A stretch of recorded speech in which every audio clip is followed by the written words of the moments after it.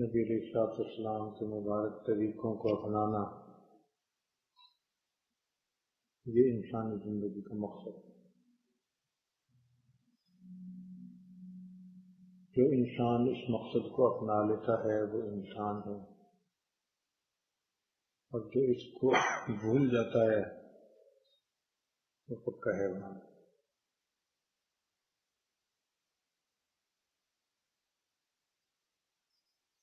انسان کا نفس یہ چاہتا ہے کہ میری مرضی پوری ہو،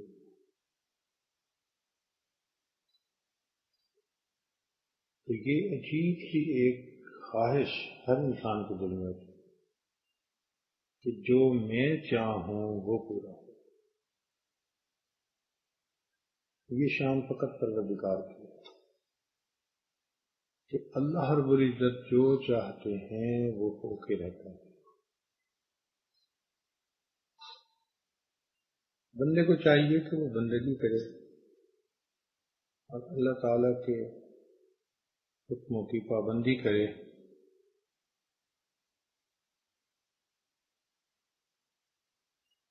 یہاں بھی انسان اللہ تعالیٰ کی نافرمانی کرتا ہے، اپنے لیے مصیبت خریدتا ہے، اپنے ہاتھوں اپنے پاؤں پہ کلہاڑی مارتا ہے۔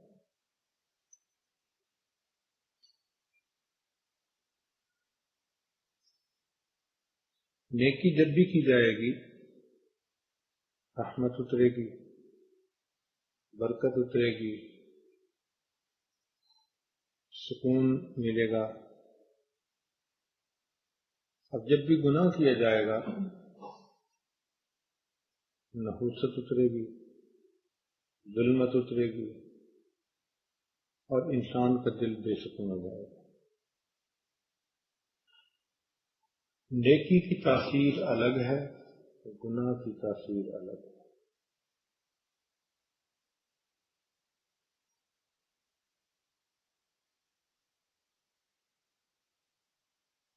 اسی لیے نیک انسان سکون قلب کے ساتھ زندگی گزارتا ہے، اگرچہ ظاہر میں اس کو اسباب کے اعتبار سے پریشانیاں ہی کیوں نہ ملے۔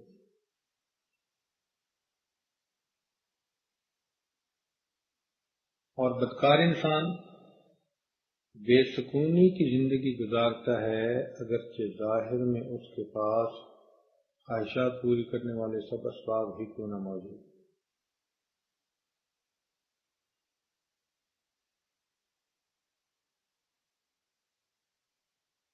گناہوں کا اثر بھی دل پہ ہوتا ہے، نیکی کا اثر بھی دل پہ ہوتا ہے۔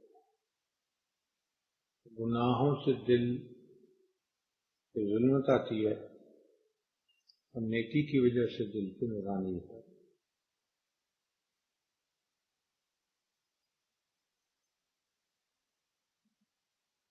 نیکی کے اپنے اثرات ہیں اور گناہ کے اپنے اثرات ہیں۔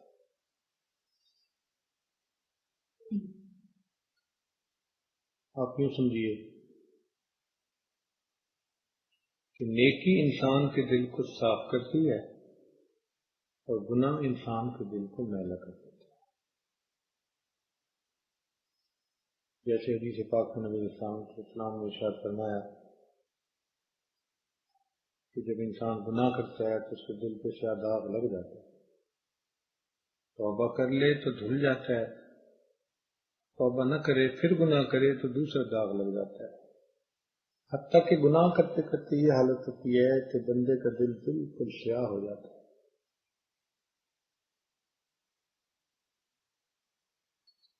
اب دنیا میں جو دل کی کیفیت ہوگی آخرت میں وہی چہرے کی کیفیت۔ اگر دل ایمان کے نور سے چمکتا ہوگا تو قیامت کے دن انسان کا چہرہ منور ہوگا، اور اگر دل پر داغ لگے ہوں گے، دل میلا ہوگا، قیامت کے دن انسان کا چہرہ سیاہ ہوگا۔ اب ہمارے اپنے اختیار میں ہے کہ ہم اپنے دل کو منور کریں یا اپنے دل کو سیاہ کریں۔ پھر جو اثرات ہیں نا وہ ظاہر میں نظر تو نہیں آتے، لیکن کبھی کبھی اللہ تعالیٰ اپنے مقبول بندوں کو اس کے اثرات محسوس کروا دیتے ہیں، دکھا دیتے ہیں۔ چنانچہ سیدنا عثمان رضی اللہ عنہ تشریف فرما تھے، ایک شخص آیا، راستے میں اس کی نظر غیر محرم پر پڑ گئی تھی، اس کی نظر نے خطا کی۔ عثمان رضی اللہ عنہ نے اس کو دیکھا تو فرمایا ما بال قوم، لوگوں کو کیا ہو گیا کہ یہ ہماری محفلوں میں بلا جھجک چلے آتے ہیں، حالانکہ ان کی نگاہوں سے زنا ٹپک۔ تو یہ کوئی غیب کا علم نہیں ہوتا، یہ ایک ججمنٹ ہوتی ہے، یہ ایک فرقان ہوتا ہے جو اللہ تعالیٰ ہر متقی پرہیزگار کو نصیب فرما دیتا ہے۔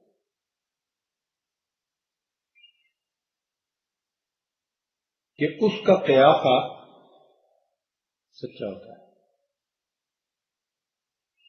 اس کے دل میں اللہ تعالیٰ سچی بات ڈال دیتے ہیں۔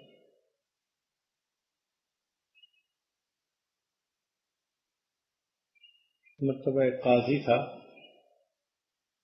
تو بڑا پریشان بیٹھا تھا کہ بھائی یہ لوگ جو مقدمے لے کے آتے ہیں ان کو تو حقیقت کا پتہ ہوتا ہے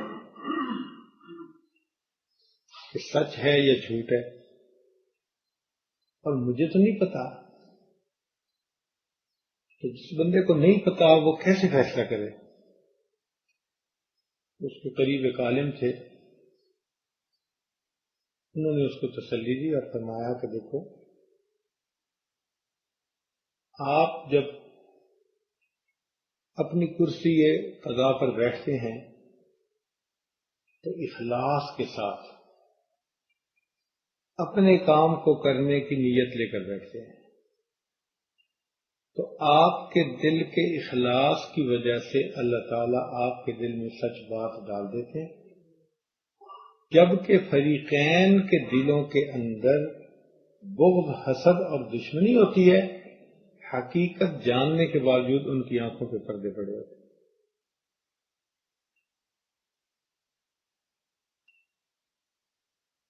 تو جب انسان تقوی پرہیزگاری کی زندگی گزارتا ہے تو پھر اس کو اللہ تعالیٰ یہ نور دے دیتے ہیں، اس کو فراست مومنانہ کہتے ہیں۔ یہ ایسا ہی ہے جیسے 10 بندے چلے جا رہے ہوں اور کوئی پولیس کا افسر ان کو دیکھے تو وہ دیکھتے ہی گیس کر لے گا کہ فلاں لڑکے کی چال ڈھال اچھی نہیں ہے، اس کو مجرم لوگوں کے ساتھ رہتے رہتے اتنا ملکہ ہو جاتا ہے، اتنی مشق ہو جاتی ہے کہ وہ بندے کی چال سے ہی اندازہ لگا لیتے ہیں اس کے کردار کا۔ تو یہ فراست مومنانہ اللہ تعالیٰ ہر ایک عطا کرتا ہے۔ فرمایا گیا اتقوا فراست المؤمن فإنه ينظر بنور۔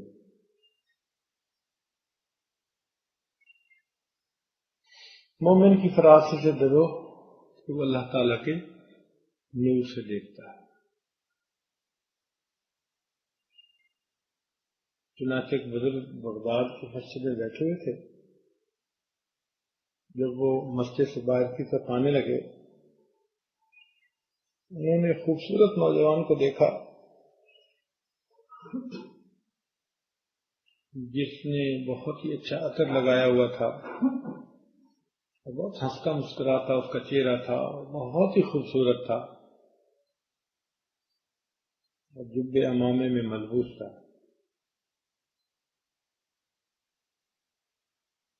تو وہ بزرگ اس کے قریب سے گزرتے ہوئے فرمان لگے کہ اس شخص سے مجھے کفر کی بو آتی ہے، اس شخص سے مجھے کفر کی بو آتی ہے۔ اب سننے والوں نے اس کو ذرا عجیب انداز سے سنا کہ بھائی اس شخص ظاہر کو دیکھو کہ یہ بالکل صورت مومنانہ بنائی ہوئی ہے، اور یہ بزرگ فرماتے ہیں کہ اس کے پاس سے گزرا ہوں تو مجھے کفر کی بو آتی ہے۔ اس نوجوان نے بھی ان بزرگوں کو یہ بات کرتے سن لیا، تو اس نے لوگوں سے پوچھا کہ یہ جاتے ہوئے کیا کہہ کے گئے؟ انہوں نے صاف صاف بتا دیا کہ بھئی آپ کے بارے میں یہ کہہ کے گئے ہیں۔ تو اس نوجوان کو پسینہ آ گیا۔ لوگوں نے پوچھا کیا ہوا؟ کہنے لگے مجھے ان کے پاس لے چلو، میں کوئی بات کرنا چاہتا ہوں۔ جب ان کے پاس لائے تو کہنے لگا جی مجھے آپ کلمہ پڑھا کے مسلمان بنا لی۔ کبھی تیرا حال کیا ہے، مسئلہ کیا؟ وہ کہنے لگا کہ مسئلہ یہ تھا کہ میں نے یہ کتاب میں پڑھا کہ مومن کی فراست سے ڈرو، وہ اللہ کے نور سے دیکھتا ہے۔ تو میں نے دل میں سوچا کہ میں جا کر آزماتا ہوں کہ ان کے پاس فراست مومنانہ ہے بھی یا نہیں، ہے بھی یا نہیں۔ میں یہودی ہوں، میں نے مسلمانوں جیسے کپڑے پہنے، معطل کیا اپنے جسم کو، اور میں آیا کہ دیکھیں مجھے ان میں سے کوئی پہچانتا بھی ہے یا نہیں۔ تو اس بزرگ نے پہلی نظر پڑنے پر ہی مجھے پہچان لیا کہ میرے پاس ایک کفر کی بو۔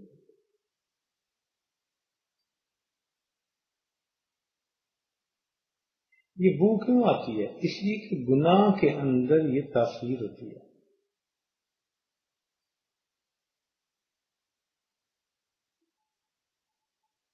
دیکھیں ایک بات ذرا سمجھنے کی کوشش کریں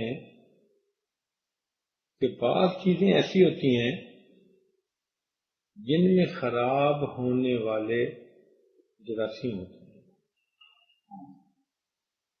مثال کے طور پر اگر آپ پلاؤ پکائیں، گرم گرم کو ڈھک کے رکھ دیں تو 6-8 گھنٹے کے بعد جب کھولیں گے نا تو بو ہوگی اور وہ کھانے کے قابل نہیں ہوگی۔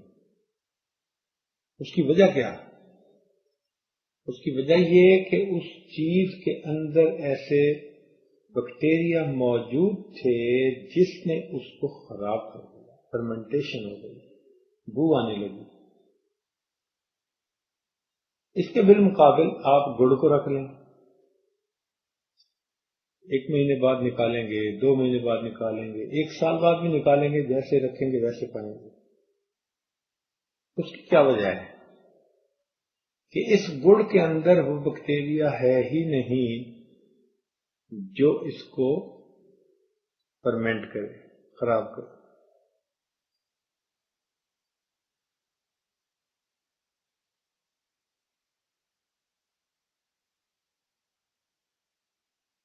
آپ شہد رکھ دیں، کئی مہینوں کے بعد آپ جب اسے کھولیں گے تو وہ شہد ہوگا، خراب نہیں ہوگا، اس لیے کہ اس کے اندر وہ بیکٹیریا ہے ہی نہیں جو اسے خراب کرے۔ جبکہ باقی کئی چیزیں ایسے کھانے پینے کی ہوتی ہیں کہ کچھ دن گزرنے کے بعد خراب ہو جاتی ہیں۔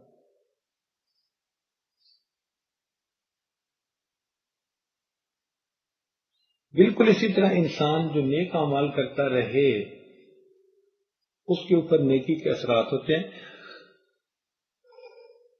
اور اگر وہ علم اور ارادہ سے گناہ کرنا چھوڑ دے تو اس کے اندر وہ بیکٹیریا ہی ختم ہو جاتا ہے جو اس بندے کو گلاتا ہے، اس کے جسم کو جو مرنے کے بعد گلاتا سڑاتا ہے، وہ بیکٹیریا ہی ختم ہو جاتا ہے۔ اس لیے عجیب بات یہ ہے کہ انبیاء کرام جب دنیا سے رخصت ہوتے تو ان کے اجسام کو زمین نہیں کھایا سکتی تھی، ان کے جسم مبارک زمین کے اندر محفوظ ہوتے تھے۔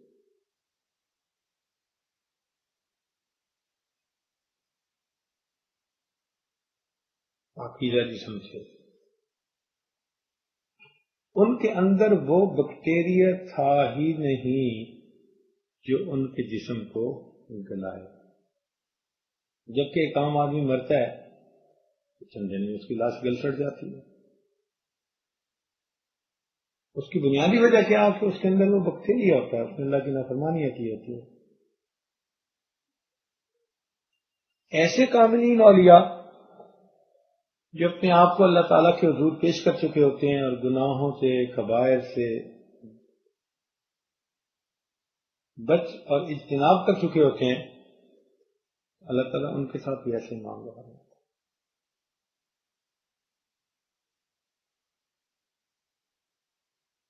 ہم لوگ اس وقت پرائمری اسکول میں پڑھا کرتے تھے، جب ایک سیلاب آیا تھا ہمارے شہر کے قبرستان میں کچھ قبور ایسی تھیں جو بیٹھ گئی تھیں، کھل گئی تھی، تو لوگوں نے دیکھا کہ ایک قبر کے اندر ایک آدمی مدفون ہے اور اس کا جسم بھی سلامت، اس کا کفن بھی سلامت۔ ہم چھوٹے تھے، ہمیں ڈر لگتا تھا، خود قبرستان جاتے ہوئے قبرستان کے نام سے ڈر لگتا تھا، لیکن ہم نے اپنے بڑوں کو خود جاتے ہوئے دیکھا جو وہاں جاتے تھے اور دیکھ کے اس قبر میں اس آدمی کو آتے تھے، اور ہم نے کتنے لوگوں کو اس منظر دیکھنے کی وجہ سے گناہوں سے توبہ کرتے ہوئے۔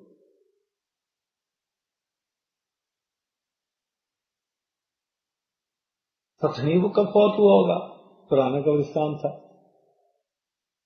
سالوں گزر گئے، آج بھی اس کی لاش پڑی ہوئی۔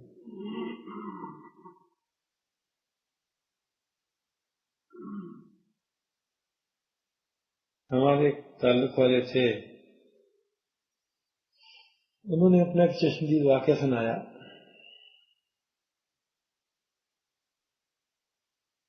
کہنے لگے کہ میں پنجاب یونیورسٹی کے جو نہر ہے اس کے اوپر صبح کی سیر کے لیے جایا کرتا تھا۔ ایک مرتبہ طوفان آیا، بارش ہوئی، اور ایک بڑ کا درخت تھا تو وہ اکھڑ کے نیچے گرا۔ تو کہنے لگے کہ میں جب اس کے قریب گزر رہا تھا تو اس کا گڑھا جو بن گیا تھا، میں نے اس میں جھانک کے دیکھا تو میں حیران رہ گیا کہ ایک آدمی ہے جس کا کفن بھی میلا نہیں ہوا، اور اس کے گرد اس درخت کی جڑوں نے ایسے جنگلہ بنایا ہوا ہے جیسے کہ لوہے کی تار سے کوئی جنگلہ بنا دیتا، اور اس کے اندر وہ آدمی، اس کی لاش آرام پہ پڑی ہوئی۔ بنیادی وجہ کیا ہے؟ بنیادی وجہ یہ کہ یہ وہ کاملین ہوتے ہیں جو کبائر سے سچی توبہ کر کے اپنے اندر گناہ کے اس بیکٹیریے کے اثرات کو ختم کر دیتے ہیں۔ جب تک یہ بیکٹیریا ہوگا یہ انسان کے جسم کو گلائے گا۔ چنانچہ آپ دیکھتے نہیں ہیں کئی لوگ فوت ہوتے ہیں تو دفن سے پہلے ہی ان کے جسموں سے بو آنی شروع ہو جاتی ہے، اور کچھ ایسے بھی ہوتے ہیں کہ جو فوت ہوتے ہیں اور ان کے جسموں سے خوشبو آتی ہے۔ آپ نے سنا ہوگا کہ امام بخاری رحمۃ اللہ علیہ کو جب دفن کیا گیا تو ان کی قبر سے خوشبو آتی تھی۔ لوگ اس سے بڑا حیران ہوتے ہیں۔ عجیب بات ہے کہ ہمیں تو کوئی حیرانی نہیں ہوتی، اس لیے کہ وہ اپنے تقوی کی وجہ سے ایک پھول کی مانند بن گئے تھے، اور جب پھول کو صحبت اس مٹی کو نصیب ہوئی تو جس طرح پھول سے خوشبو آتی ہے اس مٹی سے بھی خوشبو آنے لگی۔ جمال ہم نشیں در من اثر کر، وگرنہ من ہما خاکم کے ہستا۔ حضرت مولانا احمد علی لاہوری رحمۃ اللہ علیہ کے بارے میں بھی اسی قسم کا واقعہ ہے کہ ان کے جسم سے، ان کی قبر سے ان کے دفن کرنے کے کئی دن بعد تک خوشبو آتی رہی۔ ہمارے حضرت رحمۃ اللہ فرماتے تھے کہ حضرت لاہوری رحمۃ اللہ علیہ کے ایک خادم تھے، انہوں نے ان کے وفات کے بعد خواب میں دیکھا، حضرت کی زیارت ہوئی، پوچھا کہ حضرت آگے کیا بنا؟ تو فرمایا کہ اللہ تعالیٰ کے حضور پیشی ہوئی، اللہ تعالیٰ نے فرمایا کہ احمد علی تو اتنا کیوں روتا تھا؟ ان کی طبیعت بڑی رونے والی تھی، کثیر البکا تھے، ہر وقت آنکھوں میں آنسو، خشیت طاری رہتی تھی، خوف طاری رہتا تھا، روتے رہتے تھے. تو فرمانے لگے کہ میری اس عادت کی وجہ سے پروردگار نے مجھ سے پوچھا احمد علی تو کیوں روتا تھا؟ تو فرماتے ہیں میں تو اور بھی ڈر گیا، اس لیے کہ میں نے پڑھا تھا منو کی شکل حساب فقد عذر، جس کو حساب کتاب میں پوچھ گچھ شروع ہو گئی اس کو عذاب مل کے رہے گا.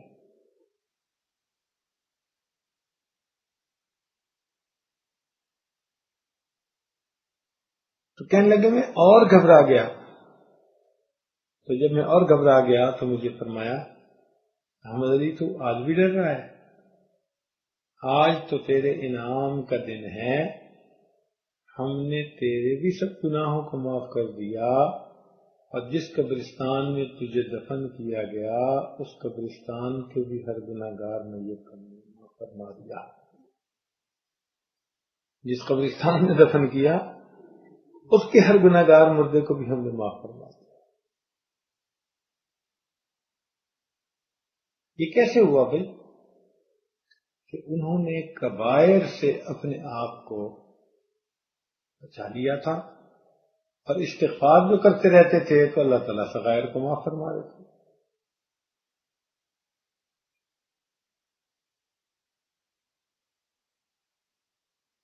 اب دیکھیں کہ نجاست جو ہے نا شریعت کی نظر میں وہ دو طرح کی ہے، ایک کو نجاست حقیقی کہتے ہیں اور ایک کو نجاست حکمی کہتے ہیں.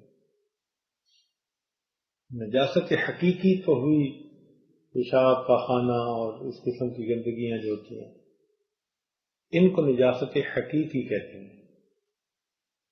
نجاست حکمی کہتے ہیں کہ جو حکم کی وجہ سے نجس چیز کہلائے.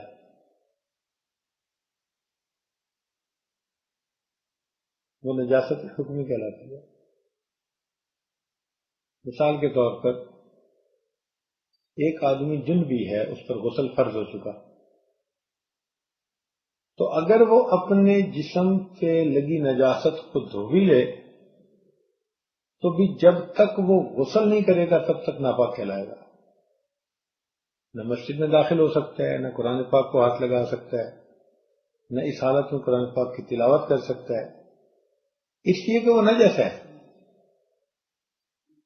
دیکھنے میں تو نجاست اس کے جسم پہ نظر نہیں آتی، اس نے تو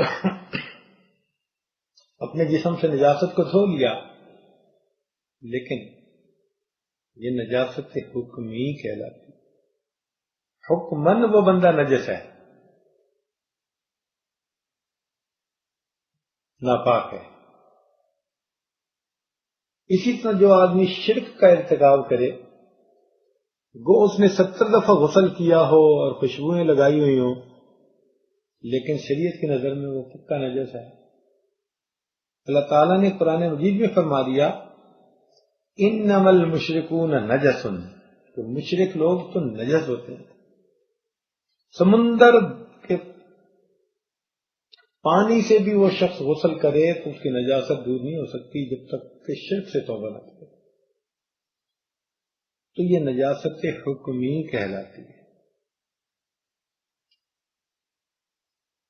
ایک نجاست حقیقی کہلاتی ہے. تو یوں سمجھ لیں کہ انسان جب بھی گناہ کرتا ہے، جس عضو سے گناہ کرتا ہے اس کا وہ عضو ناپاک ہو جاتا ہے. آنکھ نے خطا کی، آنکھیں ناپاک ہو گئی. زبان سے جھوٹ بولا، زبان ناپاک ہو گئی. اور واقعی حدیث پاک میں آتا ہے کہ جو بندہ جھوٹ بولتا ہے تو اس کے منہ سے ایسے بدبو نکلتی ہے کہ جو اس کے فرشتے پاس ہوتے ہیں وہ بھی دور چلے جاتے ہیں اور ان کو ناگواری ہوتی ہے. اب غور کیجئے کہ ہم جھوٹ بولیں تو ہمیں احساس ہی نہیں ہوتا، اللہ والوں کو جھوٹ بولنے والے کے منہ سے نکلی بدبو کا فوراً پتہ چل جاتا ہے.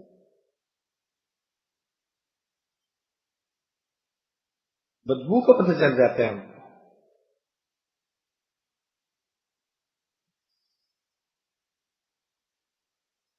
اسی لیے نیکی کرتے کرتے انسان کے جسم میں اچھی مہک آ جاتی ہے، اور گناہ کرتے کرتے انسان کے جسم سے بدبو آ جاتی ہے۔ دیکھیے نبی علیہ الصلوۃ والسلام کا جو پسینہ مبارک تھا، اس میں اتنی خوشبو تھی، اتنی خوشبو تھی، صحابہ کرام رضی اللہ تعالیٰ عنہ فرماتے ہیں کہ ہم نے ایسی خوشبو سونگھی نہیں۔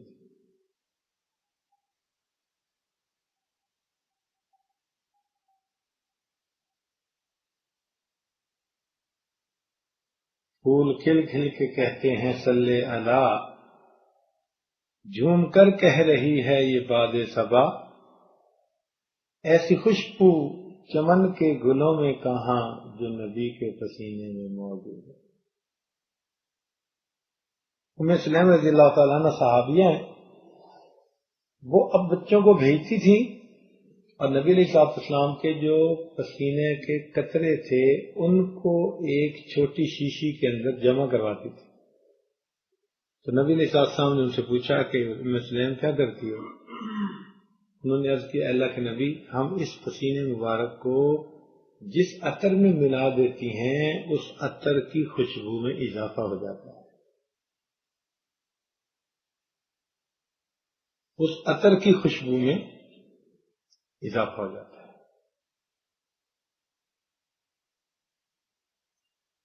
اور حضرت انس رضی اللہ عنہ روایت کرتے ہیں کہ ما شممت مسکا ولا عنبرا، اللہ کی قسم نہ میں نے مشک کو سونگھا نہ میں نے عنبر کو سونگھا، مگر جو خوشبو نبی علیہ السلام کے مبارک پسینے میں تھی وہ نہ مشک میں تھی نہ عنبر میں۔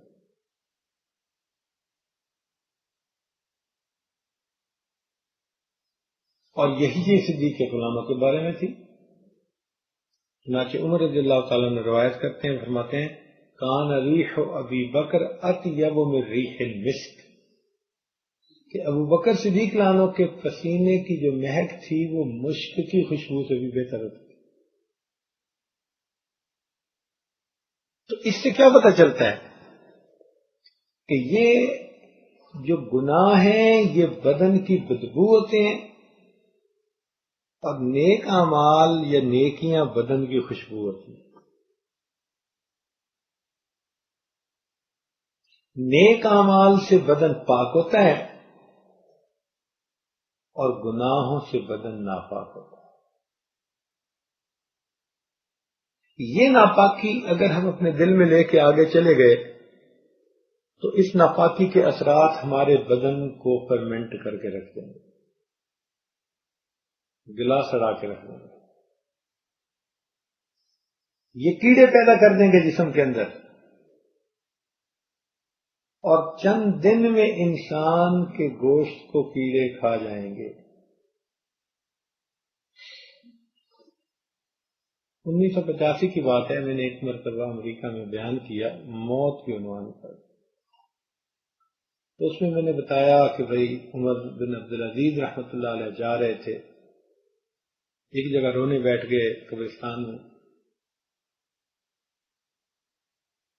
لوگوں نے پوچھا کہ آپ تو اس جنازے کے ولی تھے،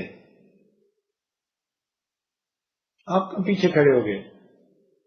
تو فرمانے لگے کہ میں گزر رہا تھا تو مجھے یوں محسوس ہوا جیسے مجھے قبر سے آواز آ رہی ہے۔ یعنی کئی مرتبہ انسان کی کیفیت ایسی بنتی ہے نا، عام لوگ اس کو الوژن سمجھ لیں اور ہم اسے کشف کہہ لیتے ہیں۔ تو قبر نے کہا کہ عمر بن عبدالعزیز تم مجھ سے یہ کیوں نہیں پوچھتے کہ جو میرے اندر آتا ہے تو اس کا میں حشر کیا کرتی ہوں؟ تو فرماتے ہیں کہ میں کھڑا ہو گیا اور میں نے یہی پوچھا کہ بتا مجھے تو اپنے اندر آنے والے کے ساتھ کیا سلوک کرتی ہے؟ تو آواز آئی کہ جو میرے اندر آتا ہے میں اس کی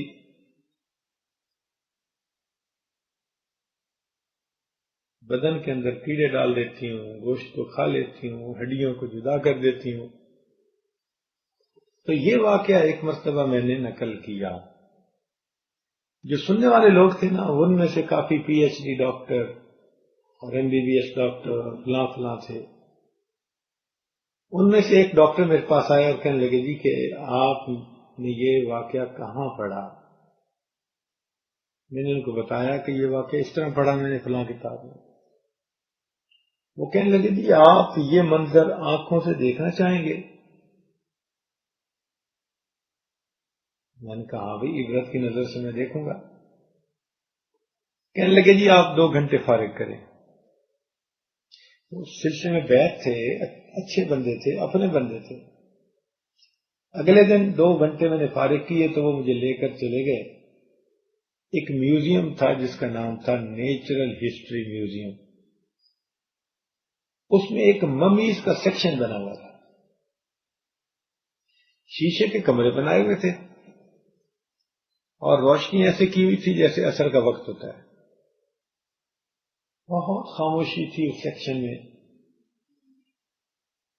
بڑی عجیب سی وحشت تھی اس سیکشن میں. جب ہم پہلے کمرے کے پاس گئے جو بنا ہوا تھا شیشے کا، اس کے دروازے پہ لکھا ہوا تھا کہ ایک آدمی مرا. اور جیسے مرا تھا ہم نے اس کی باڈی کو کیمیکل لگا کر محفوظ کر کے رکھ دیا ریکارڈ کے لیے. اندر ہم نے دیکھا کہ ایک انگریز مرا ہوا تھا اور اس کے جسم پر کیمیکل چھڑک کر انہوں نے اس کو پریزرو کر دیا تھا. اس کو حنوط شدہ لاش کہتے ہیں، ممی کہتے ہیں. اس سے اگلے میں پہنچے، لکھا ہوا تھا کہ یہ بندہ مرا اور اس کو اتنا عرصہ قبر میں رکھنے کے بعد ہم نے نکالا اور جیسے اس کو پایا اسی طرح ہم نے کیمیکل چھڑک کر اس کو نمونے کے لیے رکھ دیا. توحید-سنت.com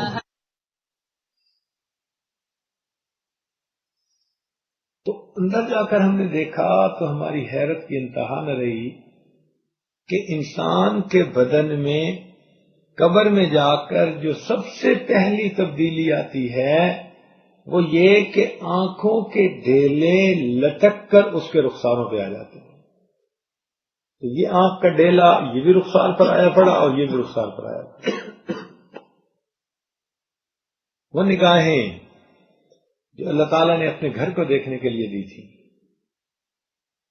جو اللہ تعالیٰ نے اپنے قرآن کو دیکھنے کے لیے دی تھی، اولیاء اللہ کے چہروں کو دیکھنے کے لیے دی تھی، جب ان نگاہوں سے ہم غیر کی طرف دیکھیں گے، طمع کی نظر سے، لالچ کی نظر سے، تو پھر اللہ تعالیٰ قبر میں سب سے پہلے ان آنکھوں کو کیڑوں کی غذا بناتے ہیں. چنانچہ ہم نے دیکھا کہ اس کے ڈیلے جو تھے وہ رخسار پر آئے ہوئے تھے اور جیسے چاول کسی چیز کے ساتھ چپکے ہوئے ہوتے ہیں ایسے کیڑے ان آنکھوں کے ساتھ چپکے ہوئے تھے، اسے کھا رہے تھے. آگے جا کے دیکھا تو لکھا ہوا تھا کہ اس بندے کو ہم نے اتنا عرصہ قبر میں رکھا اور پھر نکالا. اس میں ایک تو اسی طرح آنکھوں کے ڈیلوں کو کیڑوں نے کھا لیا تھا، آنکھوں میں کیڑے پڑ گئے تھے. دوسری تبدیلی ہم نے یہ دیکھی کہ اس بندے کے ہونٹوں کو بھی کیڑوں نے کھا لیا تھا اور اس کے دانت ایسے نظر آ رہے تھے جیسے مردہ بکری کے دانت نکلے ہوئے تھے. ہونٹ جو تھے وہ کیڑوں نے کھا لیے اور 32 دانت کی بتیسی نظر آ رہی تھی. جس زبان سے انسان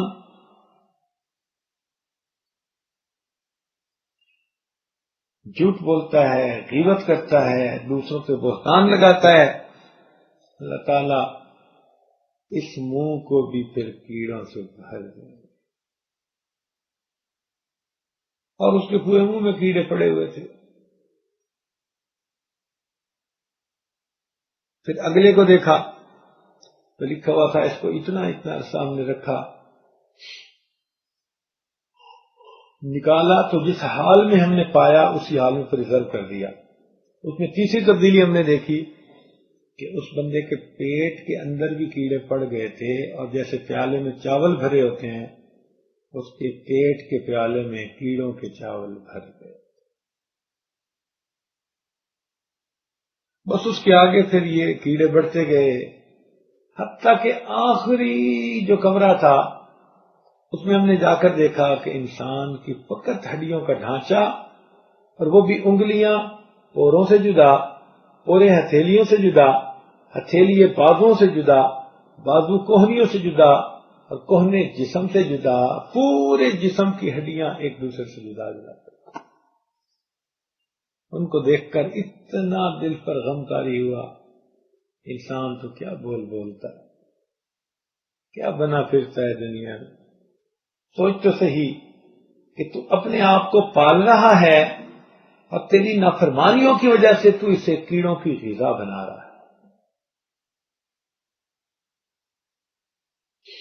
اگر یہ انسان گناہوں سے سچی توبہ کر لے اور اس کے اندر سے یہ گناہوں کا فساد ختم ہو جائے تو آپ یوں سمجھیں کہ اس کو جب بھی رکھیں گے اس کے جسم کو کوئی چیز گلا نہیں سکے گی، اس لیے کہ وہ گناہوں کے بیکٹیریا اس کے اندر ہیں ہی نہیں۔ اب ہم فیصلہ کریں اپنی زندگی میں کہ ہم اپنے آپ کو کیڑوں کے لیے پال رہے ہیں یا اللہ تعالیٰ کے حضور پیش کرنے کے لیے پال رہے ہیں۔ جو گوشت حرام غذا سے بنے گا وہ کیڑوں کی غذا بنے گا۔ تو گناہوں کے اثرات ہوتے ہیں انسان کے اوپر۔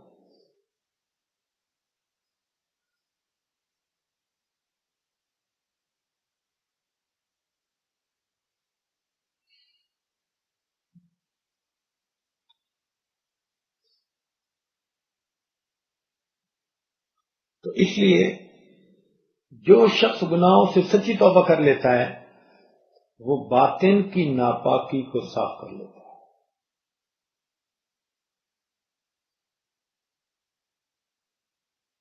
اور جتنا سمارٹ بننے کی کوشش کرتا ہے، اس کو دھوکہ دیا، اس کو بیوقوف بنایا، اس کو یہ کیا، حقیقت میں وہ اپنی عاقبت برباد کر رہا ہوتا ہے، اپنے آپ کو جہنم کی غذا بنا رہا ہوتا ہے۔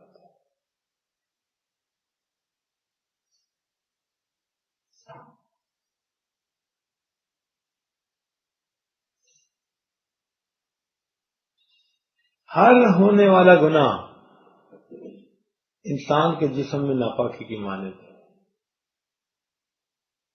تو ہر گناہ سے سچی توبہ کر کے انسان اپنے آپ کو گناہوں سے پاک صاف کرے۔ اب انسان فرشتہ تو نہیں بن سکتا، لیکن یہ تو ضرور ہے نا کہ اللہ تعالیٰ کے حضور بیٹھ کر سچی توبہ کرے اور آئندہ گناہوں سے بچنے کی کوشش کرے۔ اگر بالفرض سرزد ہو جائے تو پھر دوبارہ پھر توبہ کر لے۔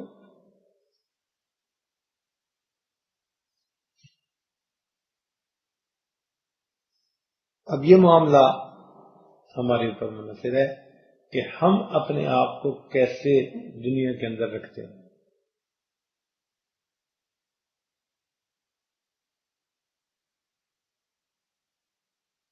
اگر یہ گناہوں کا بیکٹیریا اندر رہا تو یہ لاش قبر میں جاتے جاتے گل جائے گی، کیڑے اسے کھائیں گے۔ اسی لیے حدیث پاک میں آتا ہے کہ جہنم میں جہنمی کو جب پھینکا جائے گا نا تو جو زانی ہوگا اس کے جسم سے ایسی بدبودار ہوا نکلے گی کہ جہنمی اس بندے کی اس بدبودار ہوا سے تنگ ہوں گے اور اس کو بری نظر سے دیکھیں گے۔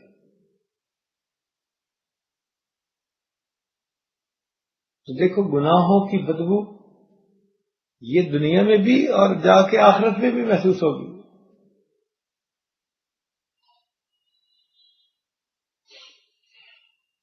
تو حکم خدا ہے، جب ٹوٹتا ہے تو انسان کو اپنا اثر دکھا دیتا ہے۔ ہمیں چاہیے کہ ہم گناہوں سے سچی توبہ کر کے اپنے آپ کو اللہ تعالیٰ کے فرما بردار بندوں میں شامل کروا لیں۔ دل سے اس بات کا عہد کریں کہ اے مولا ہم آج کے بعد اپنے علم اور ارادے سے گناہ نہیں کریں گے۔ جو شخص علم اور ارادے سے گناہ کرنا چھوڑ دیتا ہے پھر اللہ رب العزت اس بندے کی دعاؤں کو رد کرنا چھوڑ دیتا ہے۔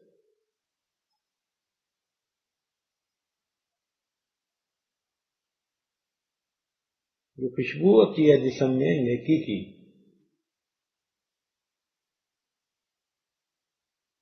چنانچہ کتنے واقعات ایسے ہیں۔ شاہ عبد العزیز رحمۃ اللہ کے زمانے میں ایک طالب علم تھا، اس کے سامنے کسی عورت نے برے ارادے کا اظہار کیا۔ اس نوجوان نے اس عورت کے چنگل سے بچنے کے لیے اسے کہا کہ مجھے قضاء حاجت کی ضرورت ہے۔ وہ بیت الخلاء میں گیا اور اپنے جسم پر اسے نجاست مل لی۔ جب باہر نکلا تو جسم سے بدبو، اس عورت کو اتنی نفرت ہوئی اس نے اس کو وہاں اپنے گھر سے بھگا دیا۔ اس نے اپنا ایمان بچا لیا۔ اب اس کو فکر تھی کہ لوگ اس بدبو کو سونگیں گے تو مجھے کیا کہیں گے۔ یہ نوجوان جلدی سے مدرسے میں آیا، غسل خانے میں گیا، اپنے جسم سے نجاست کو بھی دھویا، کپڑے بھی دھوئے اور اسی طرح گیلے پہن لیے۔ پھر یہ حدیث پاک کی کلاس میں آ کر بیٹھا تو شاہ عبد العزیز رحمۃ اللہ علیہ درس حدیث دے رہے تھے۔ جیسے ہی آ کر بیٹھا تو انہوں نے فوراً پوچھا کہ آج اتنی تیز خوشبو لگا کر کون آیا؟ جب 2-4 دفعہ پوچھا تو طلباء نے اس کی طرف اشارہ کیا جی کہ یہ لگا کے آیا۔ حضرت نے اس کو بلا کے پوچھا بھئی اتنی تیز خوشبو لگا کے کیوں آئے گا جماعت میں؟ تو تب اس نے عرض کیا کہ حضرت میں نے تو اپنے جسم پر نجاست لگائی تھی اس کو جو ہے گناہ میں پڑنے سے بچانے کے لیے، لیکن اب میں جب نہا دھو کے نکلا ہوں تو جہاں جہاں نجاست میں نے لگائی تھی میرے جسم کے انہوں حصوں سے خوشبو آ رہی۔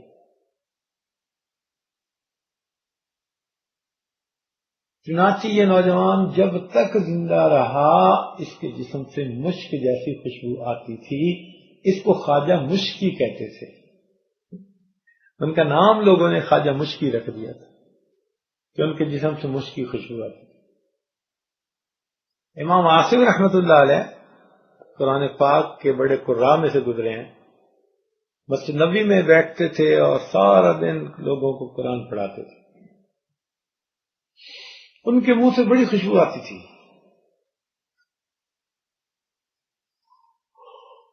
ایک مرتبہ کسی شاگرد نے پوچھا حضرت آپ منہ میں کیا رکھتے ہیں کہ جس کی وجہ سے اتنی خوشبو آتی ہے؟ تو انہوں نے فرمایا بھی میں تو کچھ نہیں منہ میں رکھتا، یعنی کوئی الائچی یا کوئی اور ایسی چیز خوشبودار میں تو نہیں رکھتا۔ اس نے کہا حضرت لیکن خوشبو اتنی آتی ہے۔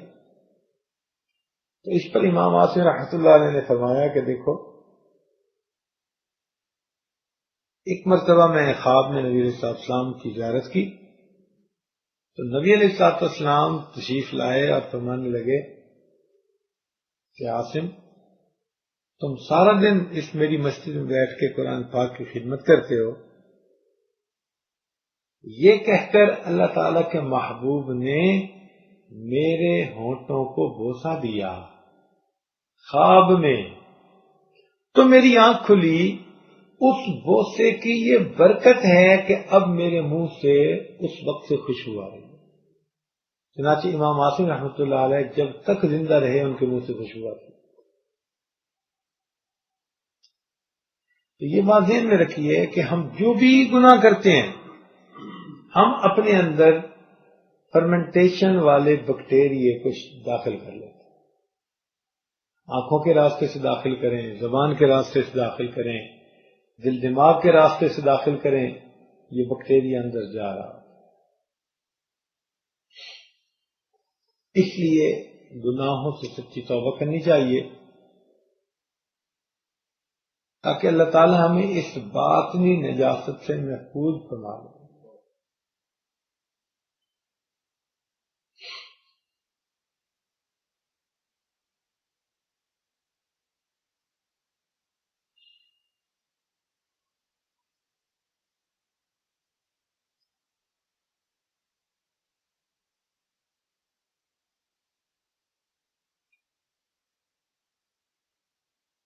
تو پورے بیان کا خلاصہ یہ نکلا کہ ایک نجاست حکمی ہوتی ہے، ایک نجاست حقیقی ہوتی ہے۔ شریعت نے دونوں کو نجاست کہا۔ جو بندہ گناہ کرتا ہے نا، وہ اپنے جسم کو اس نجاست، جو باطنی نجاست ہے، اس کے ساتھ آلودہ کر رہا ہوتا ہے۔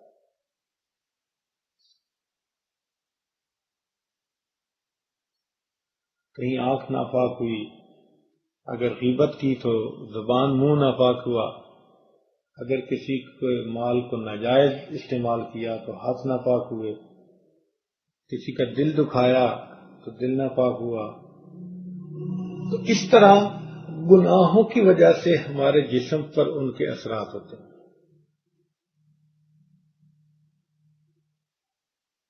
توبہ کے ذریعے اور نیک اعمال اپنانے کے ذریعے سے ہم اس نجاست سے پاک ہو کر زندگی گزار سکتے ہیں۔ اب آپ بتائیں کہ کوئی بندہ اگر اس پر نجاست لگی ہوئی ہو اور وہ بادشاہ سے ملنے کے لیے سامنے آ کھڑا ہو تو بادشاہ اس کو پسند کرے گا؟ کبھی بھی نہیں پسند کرے گا۔ اسی طرح ہم اپنے ناپاک منصوبوں کو لے کے، ناپاک خواہشات کو دلوں میں لے کے مصلح اللہ کے حضور کھڑے ہو جاتے ہیں، تو پھر قبولیت ہوگی یا کیا ہوگا؟ اسی لیے عبادات میں مزہ نہیں آتا، تلاوت میں مزہ نہیں آتا، کچھ میں بھی دل نہیں لگتا۔